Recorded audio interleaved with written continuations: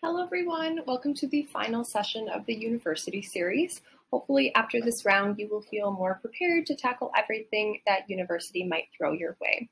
So today we're going to be talking about how you can master the skills of a student, and we will be discussing both academic skills and health and wellness skills as well.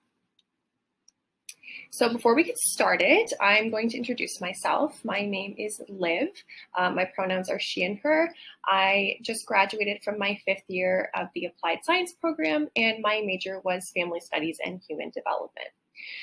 Fun fact about me is that I have worked for a goat's milk ice cream company, and my boss's partner actually was a U of G alum, so it's a very small world. So this is the last university session. As I mentioned, we're going to be covering academics and wellness topics. We will start off by talking about the differences between high school and university so that you can feel more prepared for your first week of classes. Then we're going to go into both academic and health and wellness related student tips, as well as resources that are available to you on campus as well. So there are many differences between high school or a previous college program or university that you may have taken a class at. We want to make sure that you feel prepared for these changes. Some of you may have just graduated high school a few months ago or have done other post-secondary schooling recently, or maybe you haven't been in virtual or in-person classes for at least 6 months. There's a lot of variation, but for a lot of people, this is their first university experience. So in terms of academics, some differences, especially for those of you who did your high school years in Ontario, can include having more courses per semester, having shorter semesters, and with each semester lasting 12 weeks long. Generally, a full course load is 4 or 5 courses, but within each program, there is lots of variation. So in your first year, you will also have larger class sizes, with some lectures having up to 600 students. This is very common. And for your electives, there are many choices in university. So we have beekeeping to wine tasting. This is also called enology. There is something for everyone to take. Universities also have access to more academic resources and literature, so the library has many academic resources that you will have access to as a student as well, and we will discuss this later on. With professors completing research in a variety of different fields, there's also so much wisdom available to us on campus. There are many other differences outside of academics as well. So for one, you will have a lot more independence in university. So if you are living in residence, this might seem obvious as you're in a new space, but if you are living outside of residence, like somewhere you might still be at home, or this might be more subtle in the way that you're away from your house more often, or you're commuting further than you previously did. You are also in a new and unfamiliar environment when you're on campus, so take the time to adjust to these changes and remember that it's okay if you don't get the hang of everything right away. There are many on-campus health and wellness resources that we will discuss later, and this can help you with your transition. So for myself personally, I came from a very small rural town, and it was very tight-knit. I came from a farming community with about 1,000 people in the population.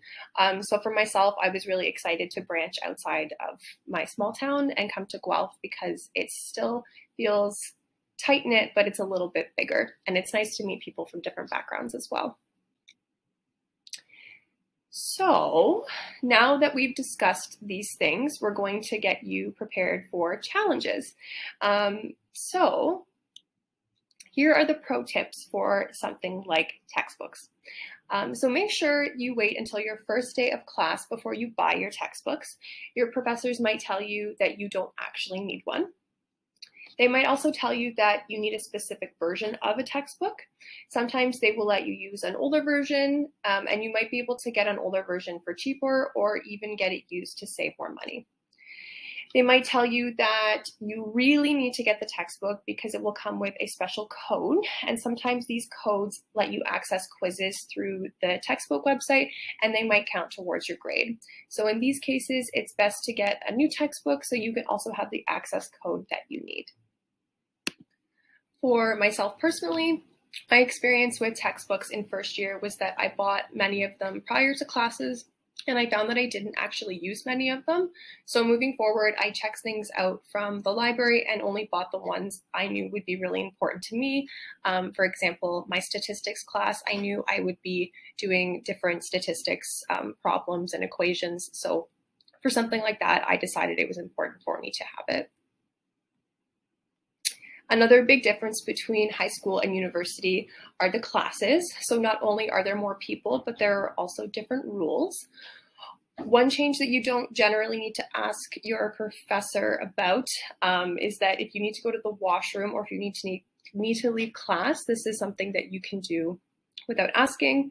Another big difference is that your professors generally don't take attendance because most of the classes are really big. Because class sizes are larger, it's important to keep it down when you're talking to your friends. So if you think about being in a class with 400 people, if everyone started talking, it would be really, really noisy. So just being mindful of your noise level and who you're speaking to and when you're doing this. Also, not all professors like to answer questions while they are lecturing, so sometimes they don't have enough time for specific questions.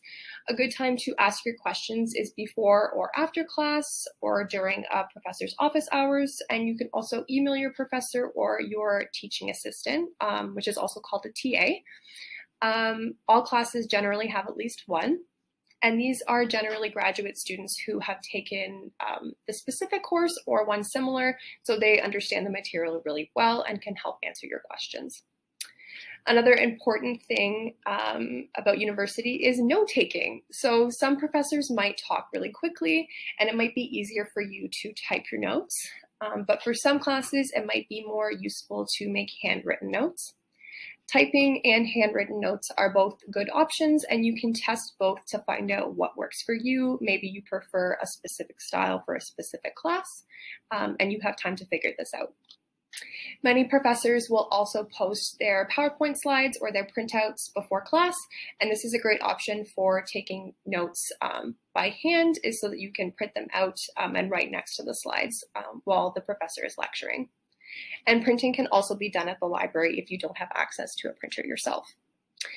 So for myself, I've always preferred to take my notes by hand, but some people do like to keep everything organized in an online format.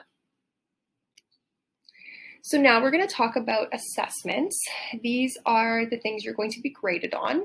So for midterms and exams, they will most likely be in person, although sometimes these things can happen online.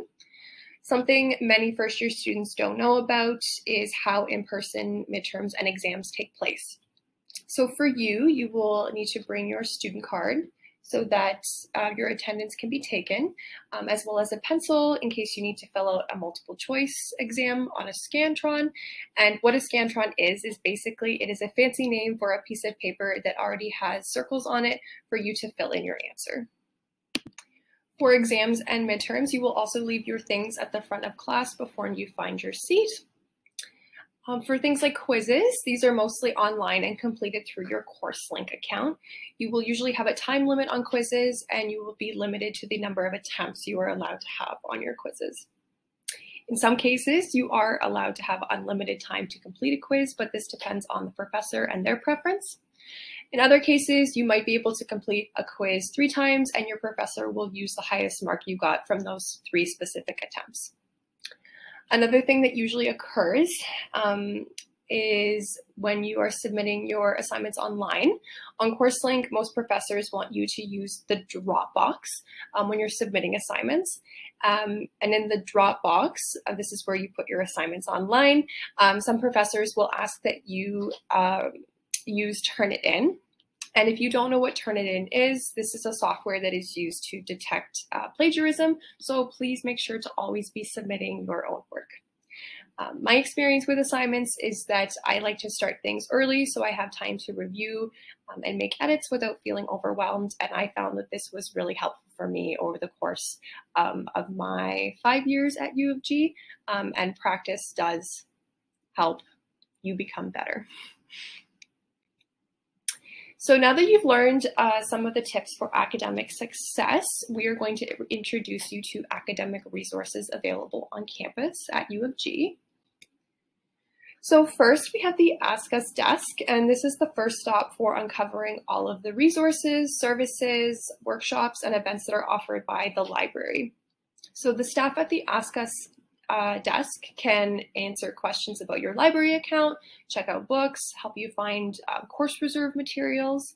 And course reserve materials are things or textbooks that you can use if you choose not to purchase a textbook. So course reserves, these are completely free. This service is where you can take a textbook out for up to 48 hours, that specific period of time from the library. I have used course reserves all throughout my time at U of G, and it meant that I didn't have to spend as much money on textbooks, and being in the library, having to take a book out to do my work kept me accountable to complete my assignments. A great tip that I have for you is to try and take out course reserves earlier in the morning and closer to midterms and exams, especially because many students will be trying to access the course reserves. So the earlier you can get there and access them, the better. So for textbooks, if course reserves aren't for you, there are many other ways for you to access textbooks. So you can either buy a book from the university bookstore or the campus co-op bookstore. They both have used and new copies as well. You can also use Facebook Marketplace or the canon.ca to buy textbooks directly from other students. The canon.ca is a website where students sell their used textbooks and lots of other things as well. Next up, we have the IT Help Desk. So this IT Help Desk is free for students who have IT-related questions or problems. This is great when you're on campus. You can go take your computer right to them and they'll fix it for you or help you figure out the issue on location if it is something that can be fixed. We also have computing and communication services, which everyone calls CCS, and this is your go-to place for all of your other IT needs. They will help support you if you need support with our core sites like GriffMail, CourseLink, WebAdvisor, and they will support you with security and everything else in between. We also have writing services. So another academic service we have is this one. Before I begin, it's important to know that many students coming into university don't always feel confident in their writing skills, and this isn't unusual. But the good news is that writing services is there to help you with all writing support needs, and this is across all majors and programs for students as well. So you can sign up for a one-on-one appointment to meet with someone who will review the writing that you have already done, and they can share suggestions on what it would take to make it go from good to great. So make sure that you bring whatever you have already completed already, even if it's only one paragraph, and this will give them an idea of the skills that you're coming with and areas that you may need to focus on. Writing services also run several events and workshops through the year, and you can find out information about this on grifflife.ca. Another great resource that we have is the supported learning groups, or SLGs, as you are going to become familiar with them. So SLGs are free peer-led study groups that are held on a weekly basis to help students in historically challenging classes. So these sessions give you an opportunity to gain a more in-depth understanding of the course content, and each session is run by an upper year student who has already taken the course, they did well in it, and they know what is next and coming in the course. They're an extra support person to help you learn the material alongside the professors and the TAs in the course as well. If you're interested, you can access the SLGs on CourseLink as well. So now that we've learned about all the different services with learning and writing, we're going to chat about booking an appointment. So remember that it's all good knowing about the services, but if you don't actually know how to use them, they're not going to help you. So you can book appointments for things like writing services by heading to the library website. As you can see here, it is lib.uoguelph.ca. In the middle of the page is a section with a calendar icon called Booked Appointments, and there you can select the type of support that you are looking for.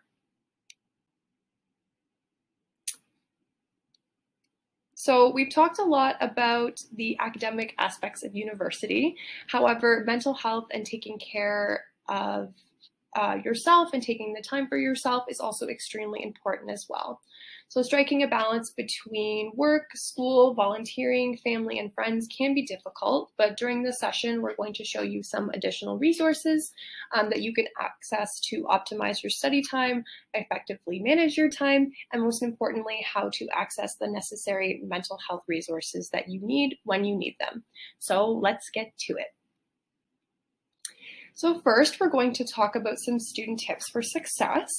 So keeping a work-life balance is a very important part of making sure your academics and personal wellness are both going well. A great way to do this is to schedule time for academics, but also for your personal life as well. Getting enough sleep is also important for your health and wellness, so make sure you don't stay up cramming for an exam. You will do better if you sleep better and you make time for your academics and for your sleep as well. Staying active is another great way to make sure you are feeling healthy and getting a chance to clear your mind from any stress you are having in your classes or from any other areas of your life.